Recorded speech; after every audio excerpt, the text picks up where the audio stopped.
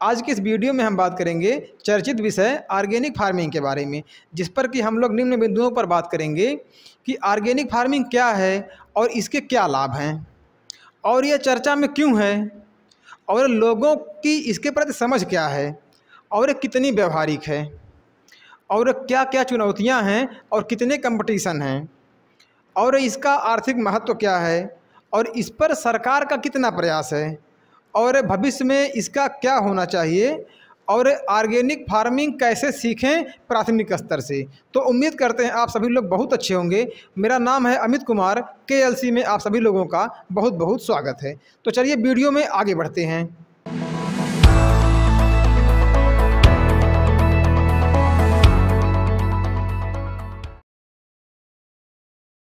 चलिए बात करते हैं ऑर्गेनिक फार्मिंग क्या है।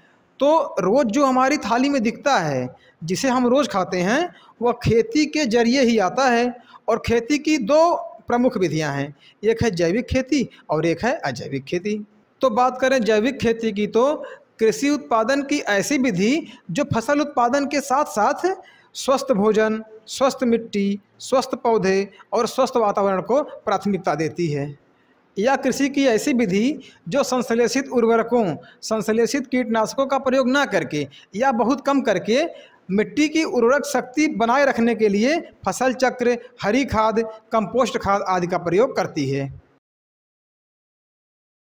अच्छा, हम बात करेंगे जैविक खेती के लाभ की। तो जैविक खेती की पैदावार का जब हम उपभोग करेंगे, मतलब कि इससे बने खाद्य पदार्थ है जैसे कि दाल, चावल, रोटी, सब्जी, फल वगैरह, जब इसका हम सेवन करेंगे तो इसका हमें ऐसा स्वाद मिलेगा जैसा कि हमने शायद ही कभी पाया हो।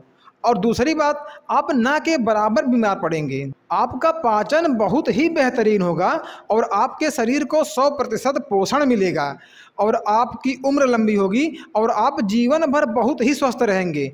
जैसे आपने देखा होगा, गांव के कुछ बुजुर्ग हैं जो कि 120 साल, 130 साल तक जिंदा रहते हैं।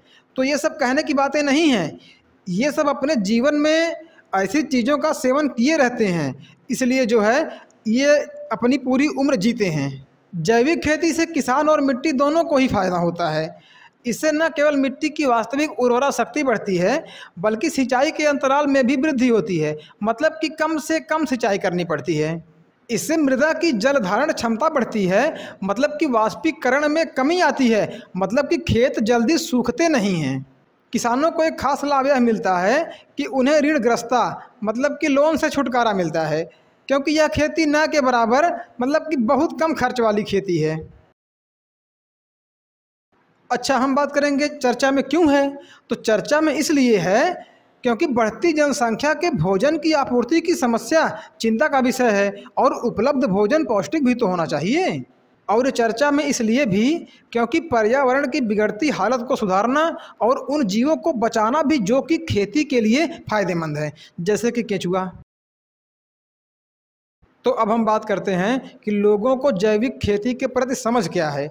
तो जैविक खेती को तो लोग ठीक मानते हैं, लेकिन इसको कम पैदावार वाली फसल के रूप में जानते हैं। लोग ऐसा समझते हैं कि बढ़ती जनसंख्या के हिसाब से जैविक खेती उतना पैदावार नहीं दे पाएगी। देखिए, अतीत में क्या हुआ, सन 1967-68 के पहले जब हरित क्रांति आई, उसके पहले लोग जैविक खेती ही करते थे, लेकिन पैदावार इतना कम थी कि भुखमरी आई, लोग भुखमरी का शिकार होने लगे। तो सरकार ने रसायनों और कीटनाशकों को काफ़ी बड़े स्तर पर प्रमोट किया। तो उस समय पैदावार तो बढ़ गई, लेकिन पोषण स्तर बहुत ही गिर गया। और आज क्या समय है कि लोग उसके आदी हो गए हैं और जैविक खेती पर लोग विश्वास नहीं कर पा रहे हैं, क्योंकि इसकी पैदावार बहुत उस समय कम थी। अच्छा, लोगों को रासायनिक खेती की आदत क्यों पड़ी? क्योंकि रासायनिक खेती लोगों को आसान लगने लगी। रेडीमेड उर्वरकों, कीटनाशकों का बाजार इतना मजबूत हो चुका है कि सब कुछ आसानी से उपलब्ध हो जाता है। अब कोई नहीं चाहता कि गोबर सड़ाकर कंपोस्ट बनाए। और रासायनिक खेती एक मजबूरी भी है, क्योंकि बढ़ती जनसंख्या को देखते हुए उत्पादन ज़्यादा होगा तो सबके लिए भोजन उपलब्ध हो पाएगा। अच्छा, जैविक खेती कितनी व्यवहारिक है? तो जैविक खेती करना बहुत ही आसान है। सरकारी समर्थन न होने की वजह से और रासायनिक खेती का लंबे समय से चलन चला रहा है, जिसकी वजह से लोगों को रासायनिक खेती आसान लगने लगी है और लोग जैविक खेती से दूर होते चले गए। लेकिन अब समय आ गया है पर्यावरण संरक्षण के लिए, पौष्टिक भोजन और ऋण मुक्ति आदि के लिए ZBNF मतलब कि जीरो बजट नेचुरल फार्मिंग अपनाई जाए। अच्छा, जैविक खेती को करने में क्या चुनौतियाँ आती हैं? तो एक लंबे समय से सरकार रासायनिक उर्वरकों पर एक भारी सब्सिडी देती आई है और जैविक खेती पर कम से कम सब्सिडी देती है, जो कि एक भारी चुनौती है। रासायनिक खेती उर्वरक कंपनियों को मुनाफा और किसानों को कर्ज में डुबोती हैं। मतलब यह है कि जैविक खेती को संस्थागत समर्थन बहुत कम मिल पाता है। ऐसे में किसान जैविक खेती के होने वाले नुकसानों से डरते हैं और रासायनिक खेती अपना लेते हैं। अच्छा, अब हम बात करेंगे जैविक खेती के आर्थिक महत्व की। तो किसानों की आय बढ़ाने और किसानों को कर्ज मुक्त करने के लिए ZBNF मतलब कि जीरो बजट नेचुरल फार्मिंग एक कारगर उपाय हो सकती है। इससे न केवल किसानों के आर्थिक सुरक्षा की भावना प्रबल होगी, बल्कि अधिक से अधिक युवाओं के कृषि कार्यों में शामिल होने की संभावना बढ़ेगी।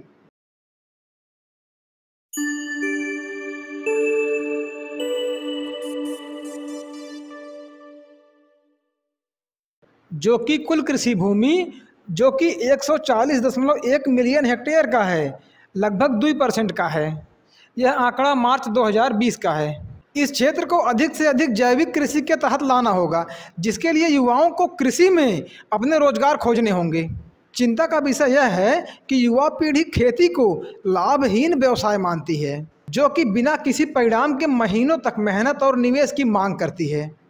ऐसे में सरकार को ऐसी नीतियों का विकास करना होगा जो कि खेती को आशाजनक व्यवसाय बना सके।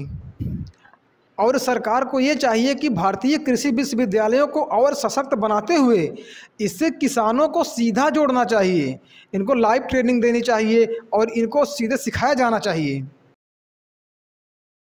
अच्छा, जैविक खेती का भविष्य क्या होना चाहिए? तो सरकार को चाहिए कि वह जैविक उत्पाद की मंडियों का विकास करे और इसमें होने वाले प्रोसेसिंग फैसिलिटी के अभाव को दूर करें। सभी कृषि अनुसंधान तंत्रों को जैविक खेती के समर्थन में विकास के तौर पर नई योजनाएं विकसित करनी चाहिए। जैविक कृषि के जनक सुभाष पालेकर का कहना है कि अधिक तकनीकी के प्रयोग से इसमें ग्रीन हाउस गैसों का उत्सर्जन बढ़ता जा रहा है। इसके लिए उन्होंने ऑर्गेनिक एग्रीकल्चर की जगह पर नेचुरल एग्रीकल्चर पर जोर दिया है। चलिए बात करते हैं कि शुरुआती स्तर पर कैसे जैविक खेती सीखें। तो कुल मिलाकर बात यह है कि आपको एक ना एक दिन जैविक खेती ज़रूर करनी होगी। तो आप कुछ इन दिलचस्प तरीक़ों से जैविक खेती की शुरुआत कर सकते हैं। जैसे कि मान लीजिए आप एक टीचर हैं या आप एक ऑफिसर हैं या सरकारी या प्राइवेट क्षेत्र में आप काम कर रहे हैं। तो आपको करना कुछ नहीं है, आपको कुछ गमले लेकर आना है अपने घर पर और इसमें आप टमाटर, मिर्च, बैगन लगा सकते हैं। अब 3, 4, 5, 6 गमलों में आपके घर में प्रयोग होने वाली लगभग सब्जियां तैयार हो जाएंगी। और आपको अधिक नहीं 15 से 20 मिनट का समय आपको रोज़ देना है और उतने में ही इनकी देखभाल हो जाएगी। और आपको हरी खाद और कंपोस्ट का इस्तेमाल करना है। इससे आप 15-20 मिनट के रेस्ट में एक उपयोगी काम भी कर लेंगे और आपको शुद्ध और हरी सब्जियां भी मिल जाएंगी। और अगर आपके पास रोज़ 1 से 1.5 घंटे का समय है तो आप इसको क्यारियों में करें। कुछ क्यारियों में आप टमाटर, मिर्चा, बैगन, राजमा लगा दें और इसमें आप शुद्ध हरी कंपोस्ट और केंचुए खाद का इस्तेमाल करें। और मान लीजिए अगर आपकी फसल बेकार भी हो जाती है तब भी आपकी आधी से ज़्यादा फसल खाने के लायक रहेगी और कुल मिलाकर आप कम से कम नुकसान में जैविक खेती सीख जाएंगे। तो मेरा आप लोगों से एक निवेदन है कि आप लोग जैविक खेती के इन तरीक़ों को अपने घर पर एक बार ज़रूर आजमाएं। बाकी जैविक खेती को लेकर आप क्या समस्या फेस कर रहे हैं कमेंट बॉक्स में ज़रूर बताएं और आप जैविक खेती को क्या मानते हैं, लाभदायक या हानिकारक, कमेंट बॉक्स में ज़रूर बताएं। बाकी वीडियो को लाइक करें और अगर चैनल पर पहली बार हैं तो चैनल को सब्सक्राइब जरूर करें। बाकी मिलते हैं अगली वीडियो में, तब तक के लिए नमस्कार।